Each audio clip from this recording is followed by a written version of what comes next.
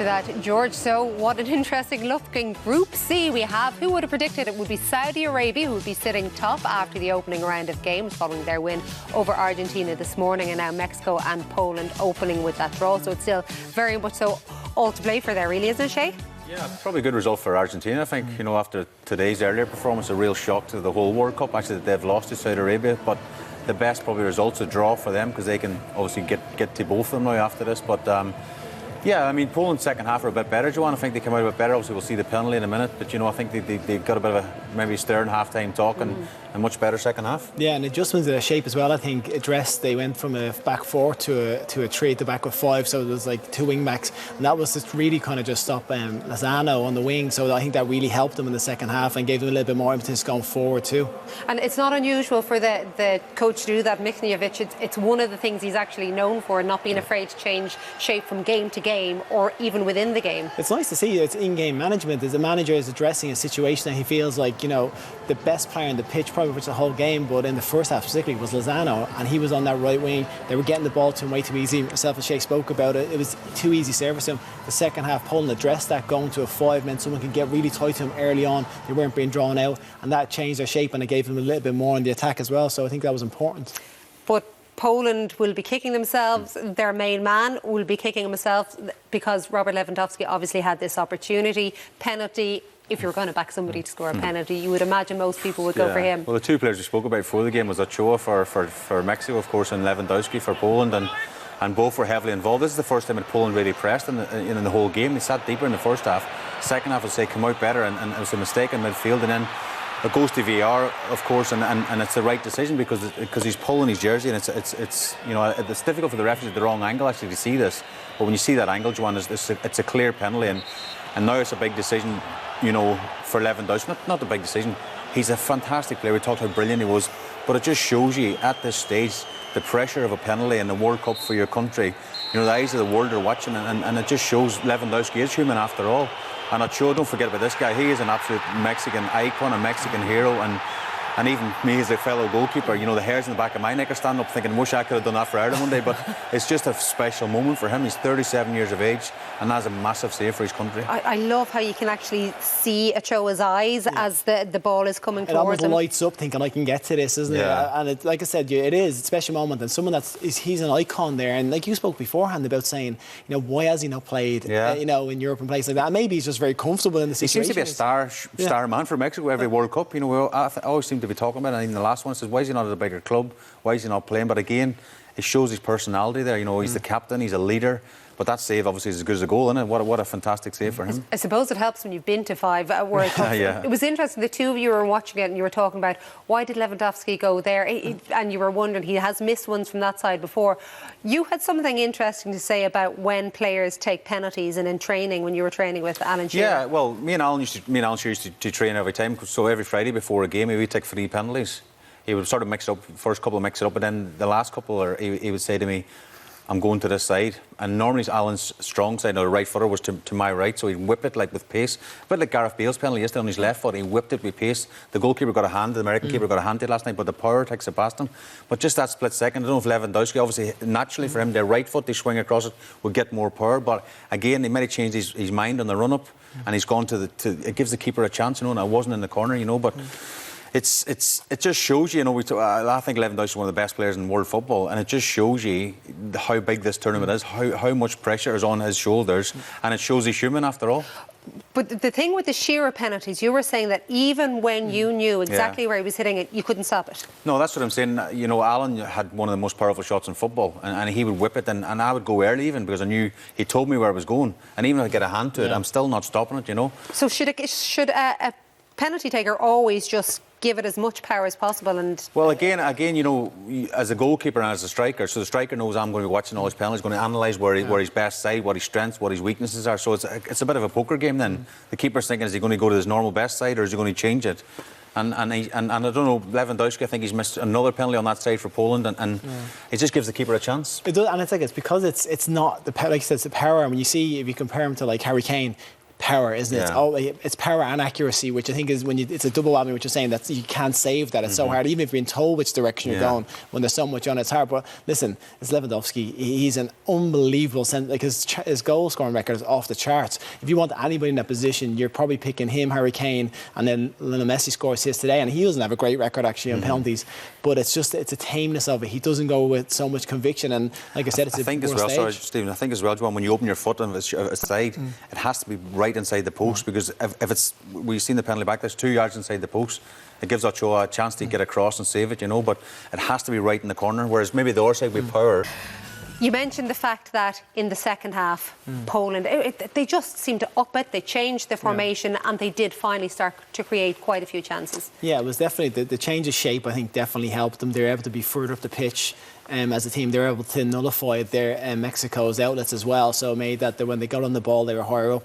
So from Poland's point of view, it was a much improved second half. They still didn't create loads or an abundance of chances, and the penalty aside, we didn't really see loads of Lewandowski, which is what we were looking for, but it was definitely an improved second half. And we saw intent, didn't we? Yeah, intent. They were going after the ball, they were pressing up the pitch, and from the team, I'm sure at half-time they would have had a bit of a dressing down. They wouldn't have been happy with the way they were performing, and they were just 2 big blocks of 5 or 4, and now they go into this, and this was there's a little movement out, gets it out wide, it's a decent cross, he goes down way too early in the box, but it shows a little bit more. This cross in, it's a great corner, and Kivor gets a flick on, and Krychowiak on the back post, and he should really do better to try and get this into a better area.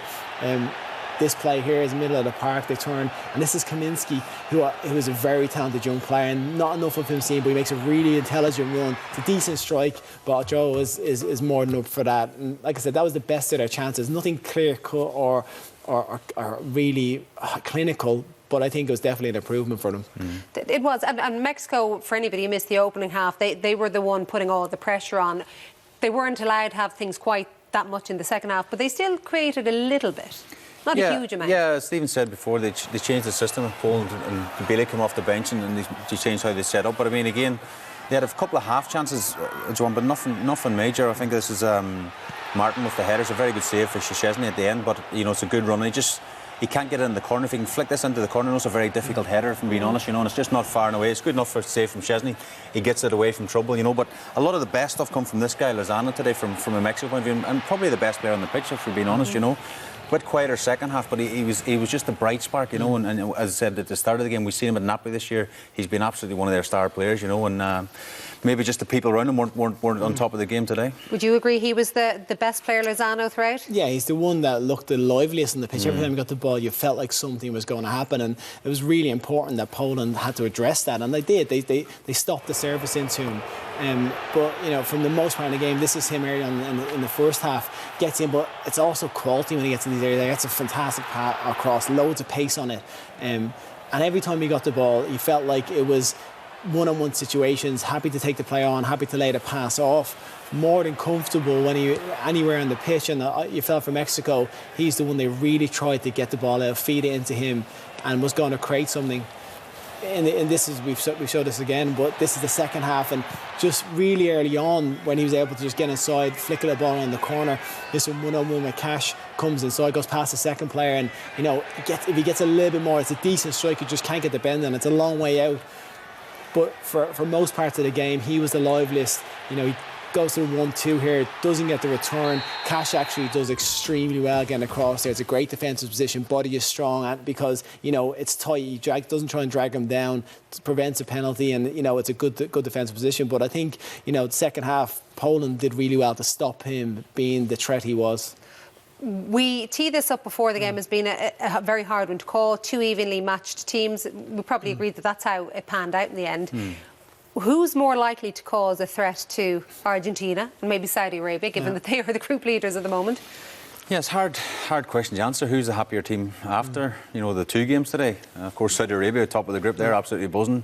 And again, Argentina, I think after such a disappointment morning for them, they'll be looking at the game we just watched ourselves and going, could have been worse today. If one of them teams had won that game, then we're really chasing it to get into one of the top 2 spots. So I don't know. I think Argentina need to react. You know, first half we said the couple of goals disallowed, it all seemed a bit too easy for them. Thought they had to turn up second half against Saudi Arabia and won the game. That didn't materialise. A monumental result for Saudi Arabia, like a historic result that you'll talk about in years to come because it's such a big result. But Argentina have still got a lifeline to get out of this group. Would you go along with that? Shay seems to be saying, look, that these 3 disallowed goals, they probably took Saudi Arabia for granted. So it sounds to me like you're suggesting... Well, don't look at that game now, and I don't think Argentina look at that game and think I'm worried about Poland or I'm worried about Mexico. I think Argentina can go and beat both them teams, if I'm being honest. Well, who has more in them to improve then? Like, can Poland play much better than that? Whereas, have we seen, do you think, what Mexico can offer? I think Poland's second half were better. And I said the adjustment of the shape definitely helped them. Can they go and beat Argentina? It's a level up, isn't it, to that game? Like this for us, this was the game, the team that was probably going to finish second in the group.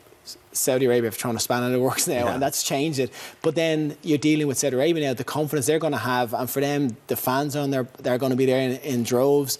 It just made this group really wide open. You feel Argentina don't have another gear to go up, and the chances they missed on another day, be a bit clever, like some of the offsides, they shouldn't have been offside. They're in more than position to be able to make those runs correctly, and you feel with some of the stars they have, they could go on but the group is really wide open, and both of these teams, they come away with a draw now, and it was a bit tentative at times, but it's the big result for them is going to be against how they perform against Saudi Arabia, so they set themselves up for a chance to actually go through. So the suggestion then from Stephen is then the two of them are going to be beaten by Argentina anyway, so it depends how many goals they score against Saudi Arabia. Well, after this morning, I don't think that's going to be an easy feat either. I mean, you've seen second half Argentina, I don't know, was one of them games with about 15 minutes of extra time as well.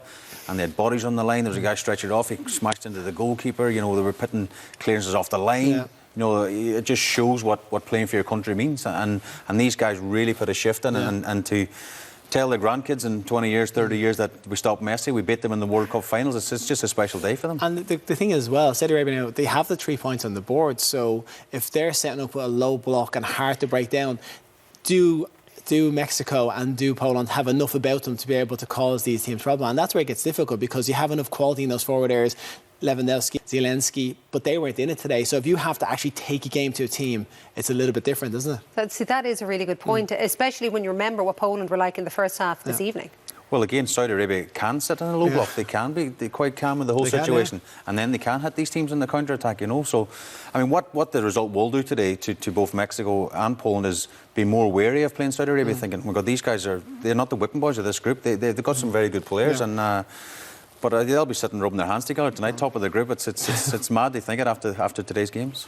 But they will have to go out and attack. See, that's the only thing. They'll be wary of Saudi Arabia, but at the same time, they need to go and win the game. Yeah. That's the thing. It's dependent on how they go and implement the style. Like today, first half, Poland set in, and as Mexico were probably on the front foot, trying to break them down, getting the ball up to Lozano. But then when Poland second half, when they're at the counter-attack and get forward in the game, it's just in and around the final third. Like, you look at England playing against what's so-called a lesser team, and they had the quality to pull them apart and cause them so many problems. You look at the likes of Poland, you look at Mexico, and you think, can they really dismantle a team that are set up in a position where they're going to be hard to break down? The shape is good. They're going to have 8 players, 9 players behind the ball. It's going to be really difficult. On that viewing, you would say no. You would say that they didn't have the spark, or maybe both teams are happy with a draw. They sort of cancelled each other out. But I think, as I say, Saudi are sitting, I think, at the top of the table thinking, we can get out of this group now. Probably before we go keep the score down against Argentina, we might get something in the next games. But they've actually won the game.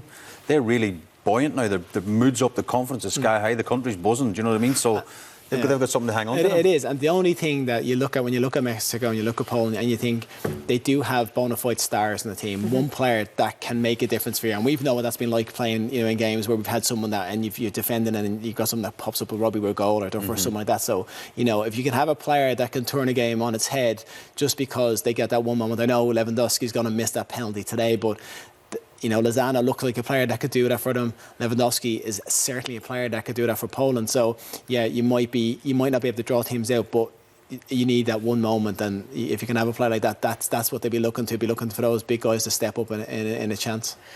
Given so Lewandowski he's 34. He's got the most caps for Poland. But as you say, when you're in the World Cup, everything changes.